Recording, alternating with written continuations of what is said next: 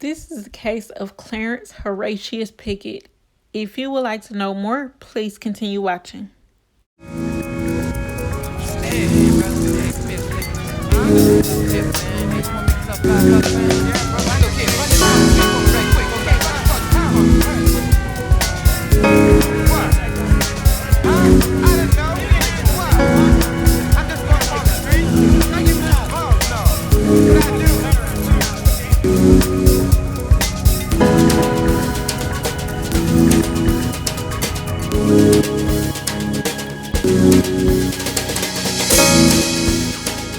You are watching Roll a Mile in My Shoes TV.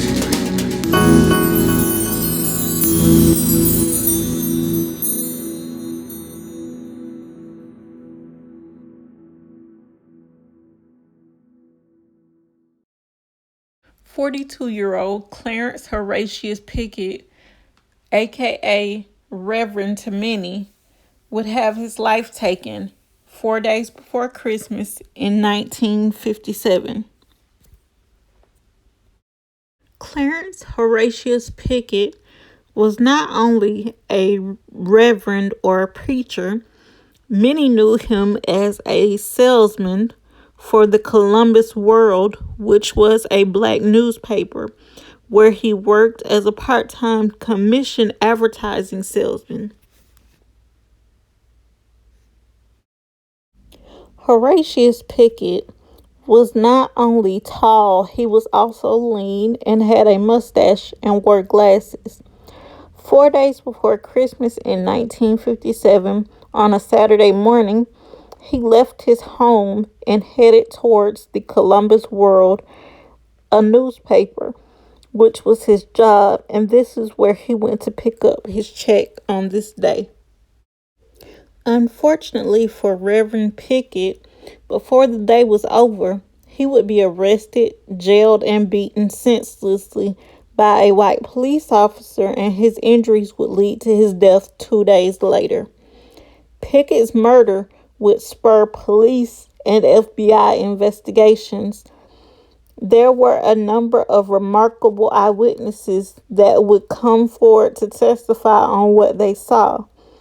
But an all-white criminal justice system bringing charges against a white cop for beating a black man, that was impossible. Reverend Pickett walked to the World newspaper, which is located in the same building as another center of black cultural life and identity, the Dixie Theater. Both were owned by Pickett's longtime friend, Percy L. Taylor, who was 63 years old. Shortly before his death, it had seemed that Pickett had been having some difficulties. He shared his home with his sister, Lily Banks, who would later say that Pickett had a lengthy arrest record related to his drinking. He would get drunk and get thrown in jail because of it, Banks said. Earlier in the year, he had spent 6 months at the Millersville Asylum for Insanity. After his release from the state hospital in June, he returned to Columbus, resumed his job at the World newspaper where he worked. And he was not supposed to drink alcohol, but he did. Well, he would have him some beer, said his sister Banks. After Pickett arrived at the Dixie Theater on December 21st, 1956, he called his longtime friend Bessie Smith, 40, and asked her to come pick him up. Pickett called Smith often just to check in with her. She had said she had visited him regularly at Millersville. I have been his personal friend. Wherever he goes, he would call me and let me know whether he was all right or not, she once explained. Bessie Smith brought Pickett's sister, Lily Banks, along. As they arrived at the Dixie Taylor and was about to pay Pickett, but Pickett, for some reason, didn't want to be paid while the women were there. He showed his displeasure by by being talked to loudly, and Taylor sensed Pickett did not want his sister to see him getting paid. And this was very strange because I mean anybody who has relatives, no matter what their job is, they would want to show their relatives that they're getting paid. So this is very strange and unusual that he didn't want his friend and sister to see him getting paid because I mean they know or knew that he worked at this job. Now the only thing I could see and the only reason I could see that he did not want them to see him getting paid is because he didn't want them to know how much he was making or how little he was making. Whatever the case may be, this is strange for him not wanting them to see him get paid for the work that he was doing. Pickett's friend Taylor saw that Pickett had at least one beer early that morning, and while Taylor saw Pickett was not fully drunk, he worried that Pickett might draw the attention of police and bring new trouble to himself. Taylor had acute memories of another incident that the black community had the black community on edge. Almost 2 years earlier, local civil rights champion Dr. Thomas Brewer, who had started the NAACP chapter in Columbus, had been a driving force in getting federal courts to strike down Georgia's all-white primary and had been murdered, likely due to his activism.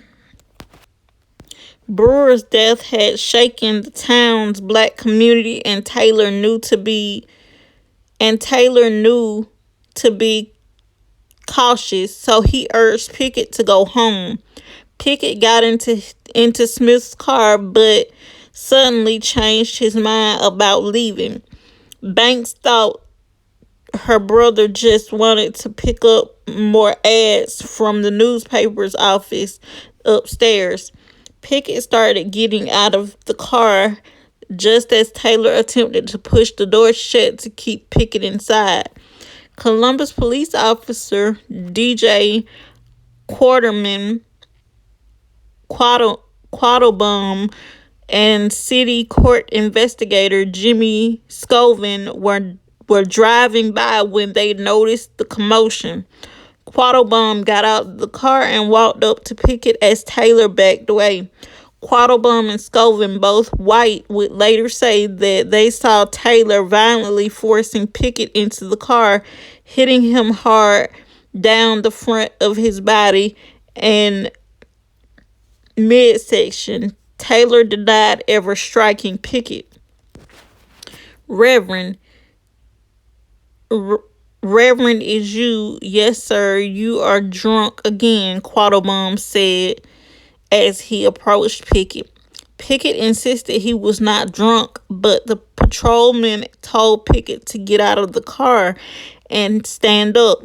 Both Quattlebaum and Smith would later recall Smith pleaded with the officer to give Pickett a break so Quattlebaum told Pickett to get back into the car and go home. There were other sightings of Pickett that day. Fanny Bucker, 56, later said that Pickett was at her house that afternoon when she asked Pickett if he was drunk. She said she could not tell as he acted strange since he came back from Millersville.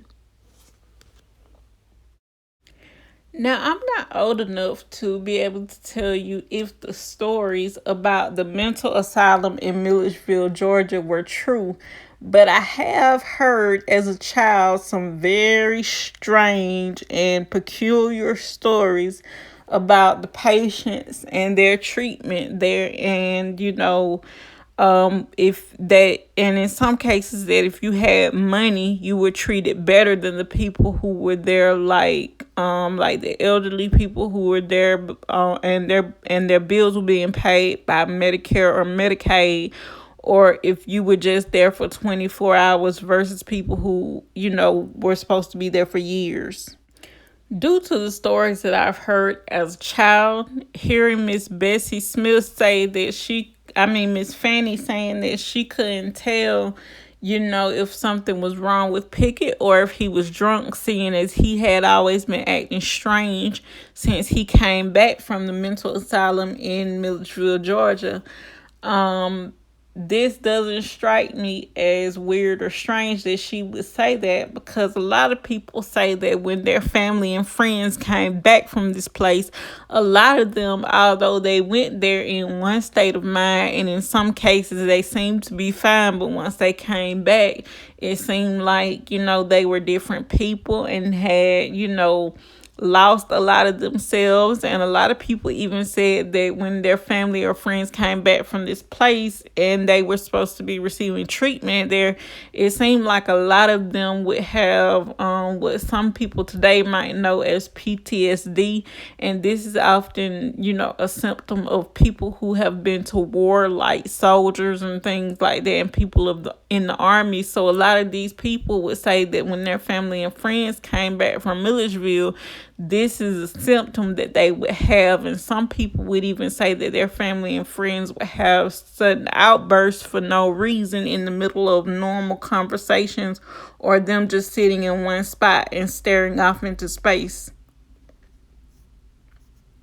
Now, getting back to the story, an hour later, Columbus police officers S.D. Wright and Bartlow J. Robinson received a call from Malone's grocery store, where the white female store manager said a black man had caused a drunken disturbance, cursed, and made several smart remarks. She directed the officers towards 10th Avenue, where they found Pickett, who was almost home and who Robinson recognized from previous arrests. The officer said Pickett was staggering on the road and looked disheveled, like he'd been in a fight. I have arrested Pickett before, and it is the same thing, Robinson said when they brought him back to the police station. One of them wrote down the description of the official charge against him: plain drunk. This is what they wrote about a man who was supposed to be a reverend in the community. They listed him, or his charge, as plain drunk. And a lot of times when you look at these police reports, they do, have writings to describe a lot of people, which I find, even if you are a police officer, to describe someone this way and not give any other details about the person. The switchboard operator, Ruby Welsh, said she watched as the police officers brought Pickett into the police station. And she later said she saw Officer B.J. Richardson strike Pickett, who walked bent over afterwards.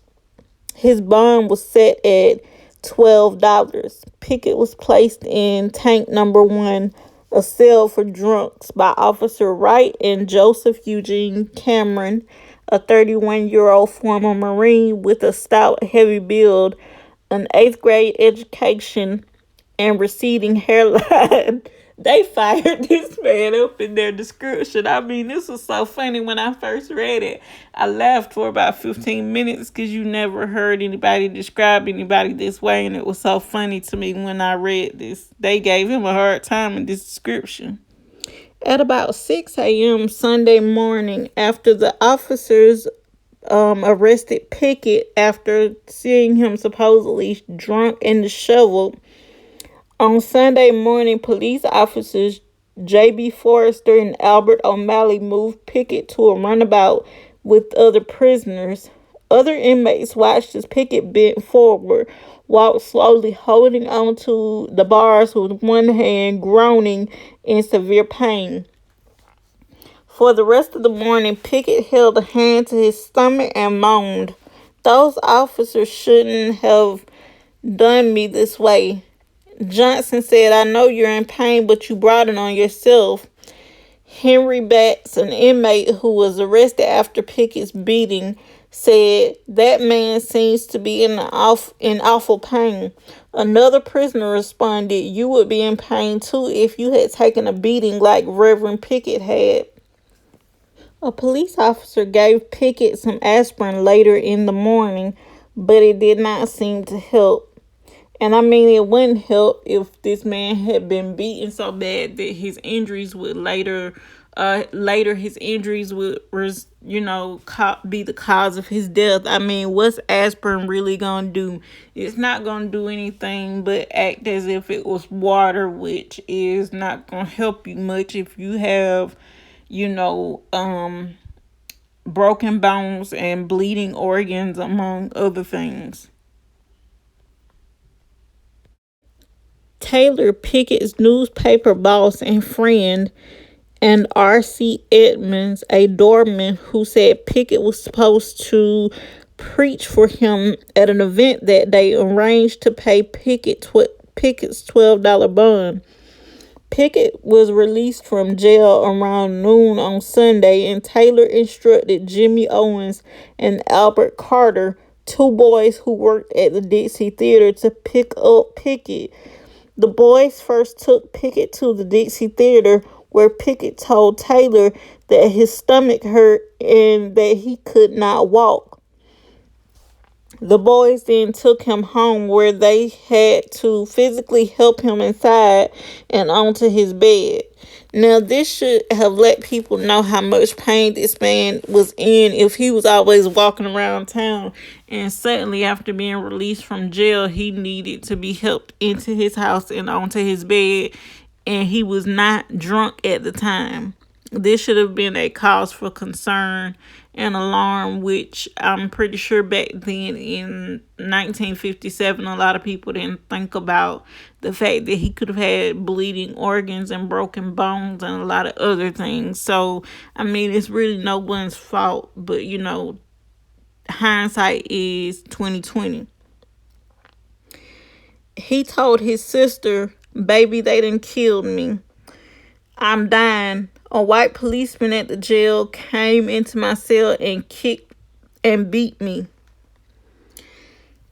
She called an ambulance to take them both to the medical center at 1 p.m. When they arrived, Banks told hospital clerk Willena Burke about Pickett's beating, and Burke called the Columbus police to tell them about Banks' allegation.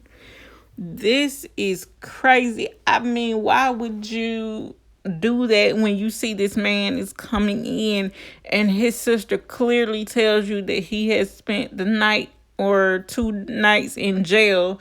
I mean, even though it doesn't say here, it sounds like she could potentially be not a person of color. I'll just say that. So this is probably why she called the police and told them about his sister's allegations.